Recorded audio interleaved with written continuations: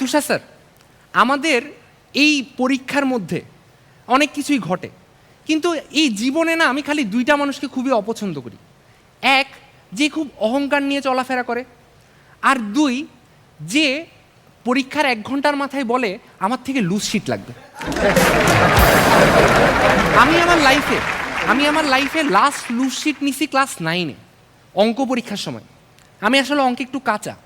হ্যাঁ, আমি ক্লাস 8 পর্যন্ত অঙ্কে হাইয়েস্ট পাইছি 63।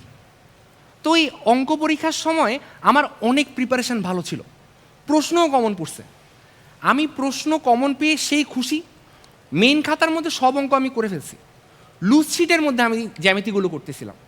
এমন সময় আমার বন্ধু ধলামানিক পিছন থেকে বলল, বন্ধু আমাকে একটু জ্যামিতিগুলো দেখা। আমি তখন তাকে লুজ শিটটা পাস করছি। এরপর স্যার আসলো, স্যার এসে বলল যে তোমাদের হাতে আর 15 মিনিট সময় আছে, যার যার খাতা পিন করার পিন করে নাও। এই শুনে ধলামানিক আমার সামনেই দাঁড়াইলো, নিজের খাতার সাথে আমার লুজ শিট পিন করে জমা দিয়ে চলে গেল। কি একটা অবস্থা! ওই পরীক্ষায় আমি পাইছি 62, ও পাইছি 82।